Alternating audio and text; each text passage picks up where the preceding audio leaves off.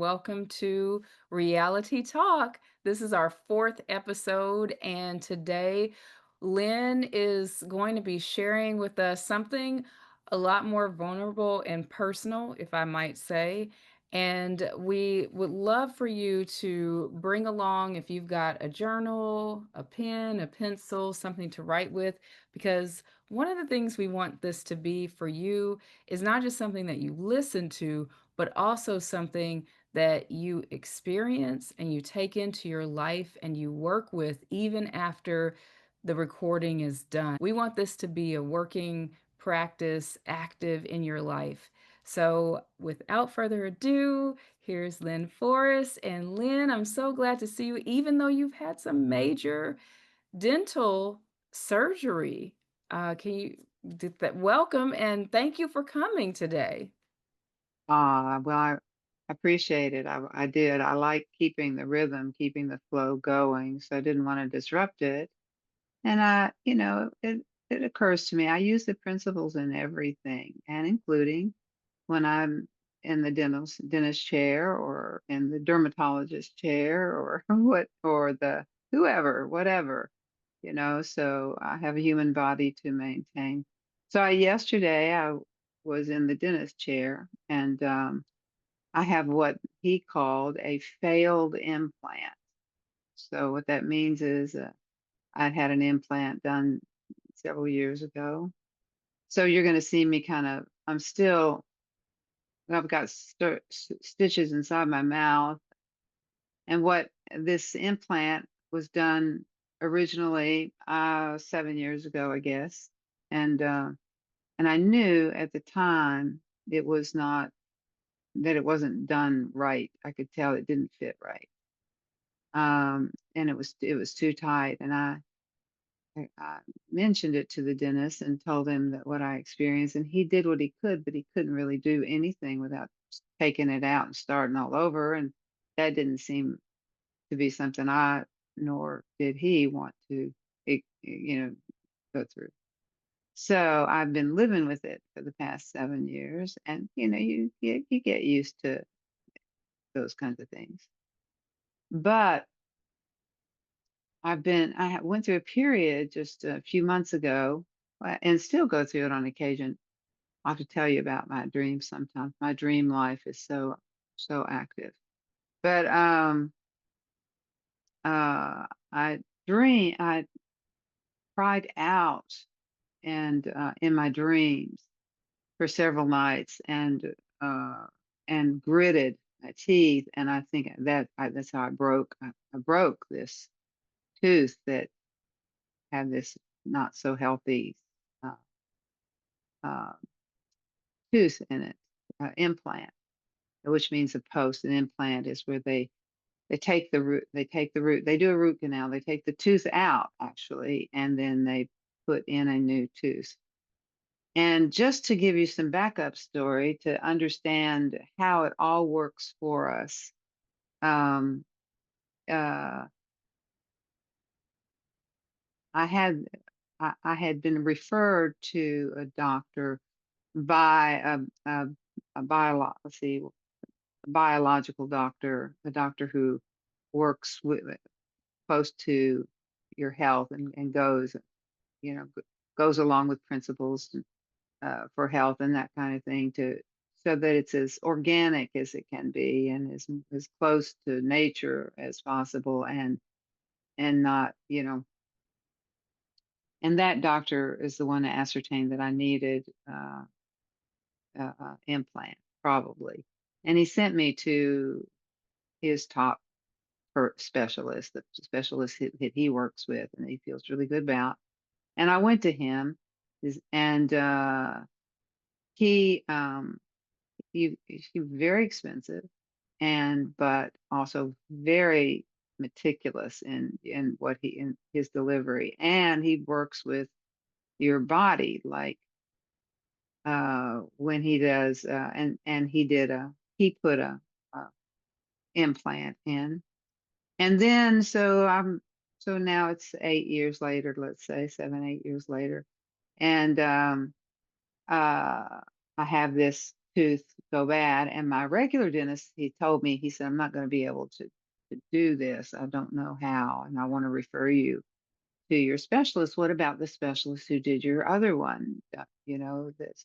Well, I couldn't find his paperwork. I had gone through and gotten rid of and could not think of his name to save my life and just had no idea. But it was like, interesting because, and I told my dentist, I said, I can't find the information. He said, well, I've got a doctor that I use as a specialist. I'll refer you to him. And he handed me the referral sheet. And guess what? It was the same dentist. It was the very same dentist I'd gone to. Wow. So my dentist referred me back to, which was, how could that possibly be for me? Well, I'll tell you how it turned out to be for me, that I had had experience with him before, and to the point that I chose him again, was because I went in to see him and he told me what it was going to cost. And it was going to cost $10,000. And I needed to make that in two payments. And that's quite a bit of money for me. I Mhm. have that, just matter of fact, I couldn't think of any place I did have that. I mean, I was going through all my assets and thinking about it, maybe, you know, whatever, liquidate something or something. But I just was like, oh my gosh. And I had a credit card that said that they would lend it to me, but then that would be a huge amount of money every month for me. And, I live a simple life. And so I was thinking all the way home, I was thinking after getting this crazy, crazy quote, I was thinking about, just talking to source, just saying, you know, I know that I haven't come upon yet what your plan is for me, but I know there is one. And I know that this can be taken care of. And uh, and even that I know that you want me to go to this particular dentist because I lost him and you restored his name to me. So it's pretty clear that this is who, regardless of the price, I'm not to worry about it.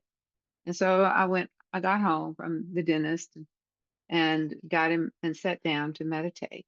And I'm going into a deep connected, I was sort of chanting and just allowing myself to calm down. And all of a sudden, I remembered where I had the money that would pay for this. I was reminded that I had a little mutual fund that had been growing. I hadn't checked on it since Christmas, November or December, or maybe it was December or January. Anyway, although I hadn't checked on it, and at that time it was few thousand, maybe 7,000 or something like that. But that was like, okay, well, I can scrap the rest together. But so I called my financial uh, advisor and told him what the situation was, and he pulled up my account, opened it up, and he said, "Oh, we'll get this money right to you." He said, "You've got 17,000." Wow. Wow, that's So I had the 10 plus 7. 7 and Uh, have been 7. Here's some, matching numbers here showing some alignment even possibly. yeah, absolutely. Here's It and was the like, and 7,000. it had grown that much since I checked it in December, January, which that time it was like 8 or 9,000. So it had grown that much. So it's like the universe reminds me, it's a bountiful place within which we live, and that I am taken care of. And it was so affirming. I was thinking, well, I needed to have lost his contact so that the source could supply me with a confirmation that it was exactly the route I needed to go. Because the question came up in my mind and in my family's mind, well, what about there was that dentist, the other dentist you remember? And I remembered, oh yeah, the one that I had trouble with from the very beginning, um, another dentist who's now the one, that's the tooth that's being corrected is the one he put in. And he's less expensive, maybe 4,000, 5,000 instead of 10, but, I knew that I was being told, "Don't go there. That's not where you're not to cut yourself short here. You're to follow what's what the directions." And so this is how it's for me. It's showing me exactly who I'm to work with and where the money's going to come from. And, this is the guarantee. So I went in to see him yesterday to have this. I can't remember what the material is made of that is so potent and it's so unbreakable. If it had been it would not have broken. I would not have broken my uh, you know, but uh, it, it's what a way to have be confirmed and affirmed in knowing that I'm taken care of. So I go in and I get in his chair and he's takes blood from me to. I'm just going to tell you all this process real quick because I find it fascinating. It's biological advancement that the way they do these, or some dentists do, these specialists can do it this way. I'd It's love to expensive. I'd love to say if you're a little squeamish like me, you might wanna skip ahead. I'll put a chapter marker here so that you all can skip ahead if you don't wanna hear, Good idea. like, the specific details. Details. Go To ahead. me, it's fascinating, but also nerve-wracking, to so he took 4 vials of blood from me and set that aside, and then he went in and he cut with a scalpel, he cut the post out, the broken post, and he built a garden you can think of. It he took the blood that he had set aside and mixed it with the cell from the wound to have all of that and made a garden and then packed it back in to my up into my sinuses to and he had to raise the roof because the roof on my sinus cavity had collapsed in the falling apart. So he built all that up in there and so I want to tell you all, I'm telling you that because it's quite intense, that it wasn't he had me so um neutralized in terms of pain. I wasn't feeling anything.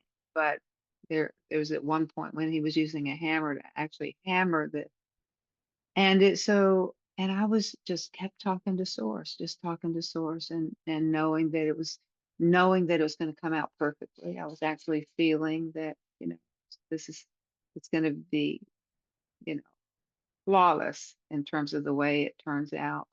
And at the end of it, he said, You did great." He said, and he had told me he had to read through this is what doctors seem to need to do for whatever reason. I didn't really want to hear all the things that could go wrong, but he had an obligation to recite them to me and have me sign off on them, all the things that could happen. And he was working with very delicate, sharp tools around my eyes and that he could cut or chip the tooth behind in the hammering process, um, that he could do more damage that I would then have to pay to have repaired.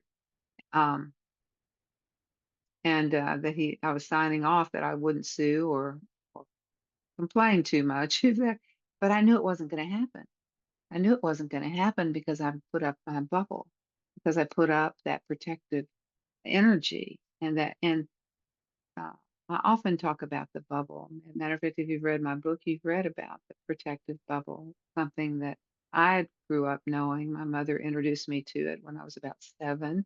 And then I trained my children, taught them about it, then taught my grandchildren and about how to protect ourselves and protect our world. Anything that's important to us, we can actually see it in a bubble and know that it is well and protected. And I will say to you, it has never failed me.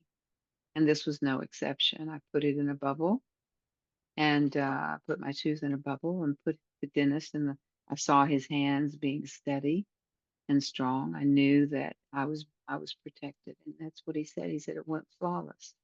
He said it was really distinctively a success.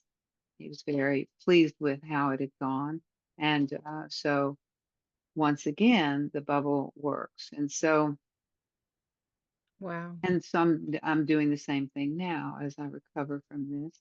Uh, that there will be no pain. I have everything I need to the herbs. He works with herbs and that kind of thing, even though he's a trained he's Asian, and I wonder how much of his lineage has to do with some of the things he knows. But he is very schooled in terms of the latest and greatest ways to. So when I come back in, so now for 6 months he'll be tending.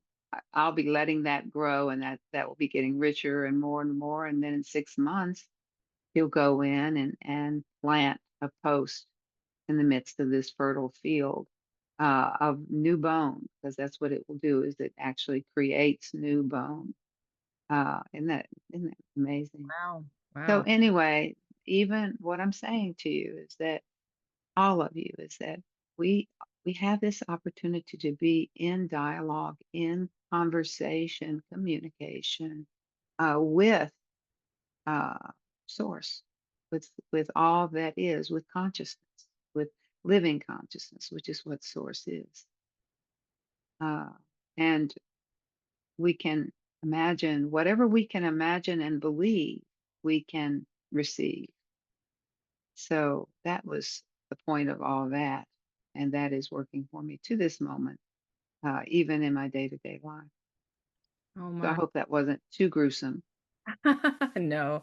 And thank you so much, Lynn, for sharing your personal process. I feel that it's really important for people who are teachers to let everybody know that you live by these principles. This is how you teach them, and you live them in your day to day life. And so I'm just always amazed at how you sail through like all of these things that to someone else might be really difficult. And if there is someone out there who's listening and you are facing a difficult experience, and they don't know about the bubble of protection, they have not talked to source so much, where would you advise that they start? Do you have any thoughts of where they might just simply begin?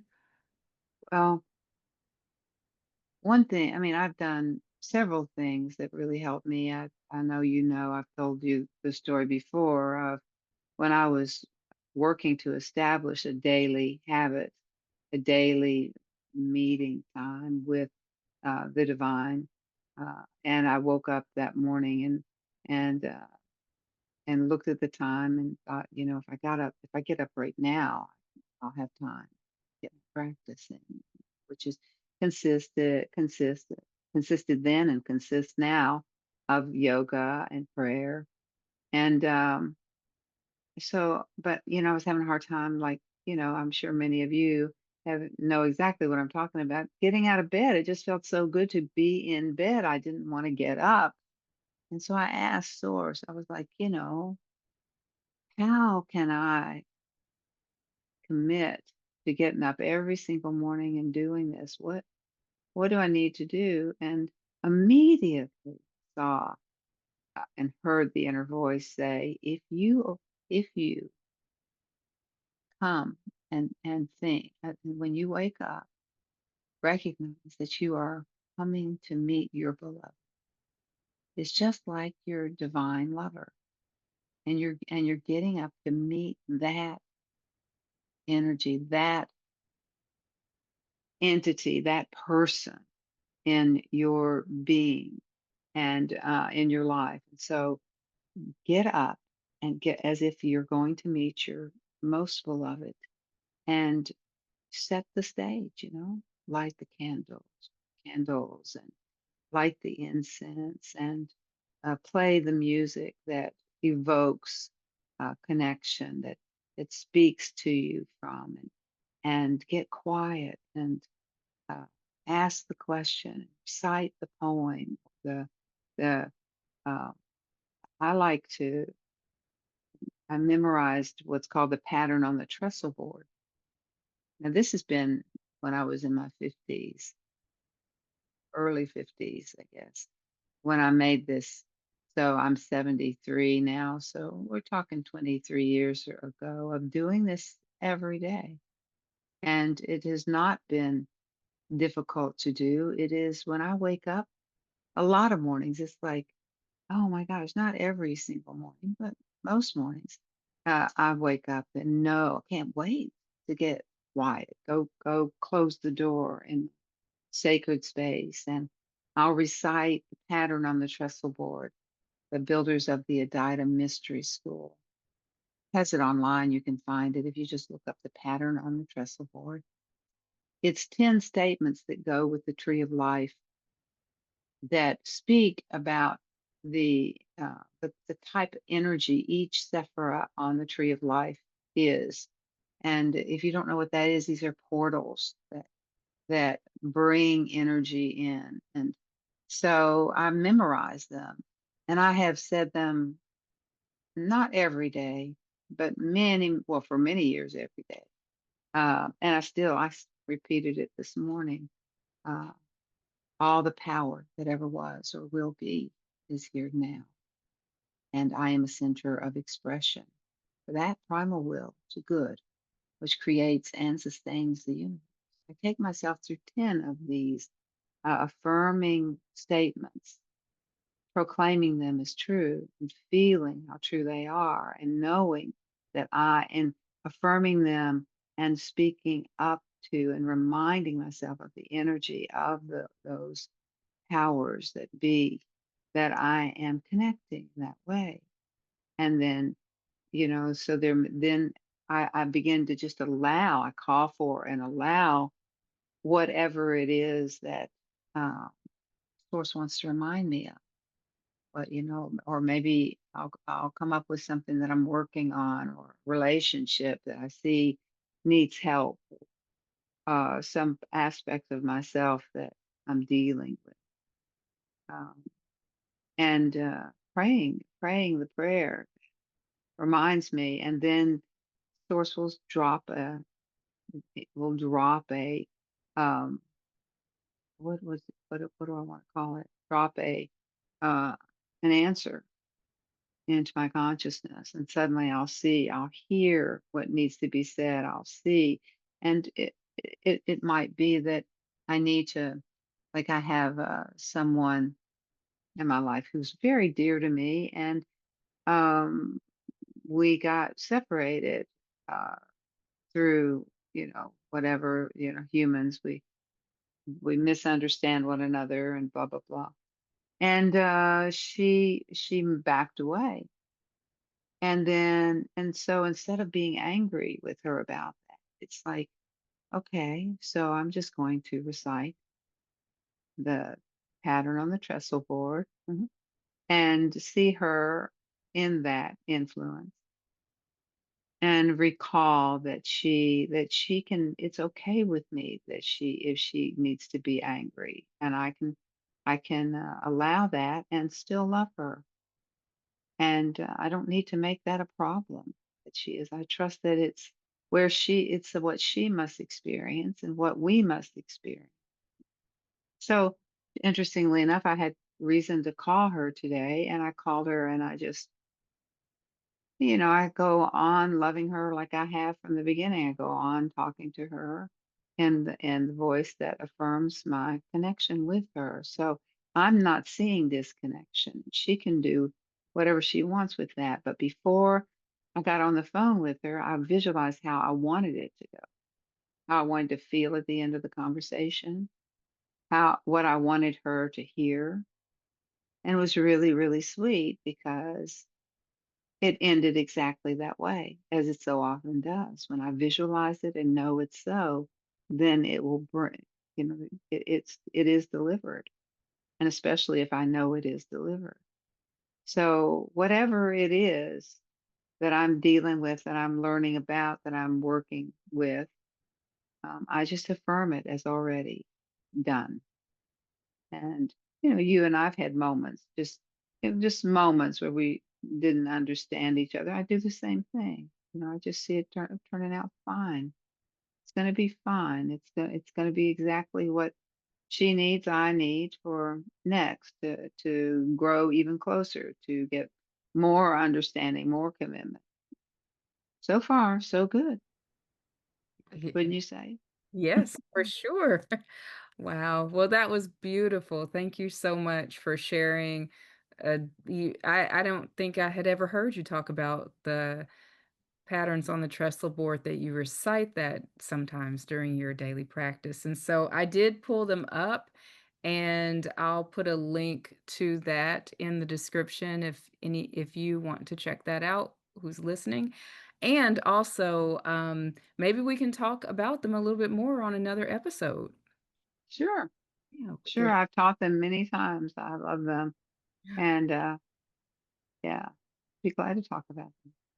Wonderful. Well, I believe that's our time for today. I'm so glad that you came by, listened, and received whatever source has for you in this time of being with us. We love you and we're so grateful that you're here every week. Lynn, did you have Amen. Mhm. Amen. Thank you very much, Sharia, for doing your part and for encouraging me to get on and spend this few minutes with precious individuals who are uh, uh, seeking and finding that which they seek. So may it be profound and abundantly so. wonderful? Well, we will see you next time. All Bye. right.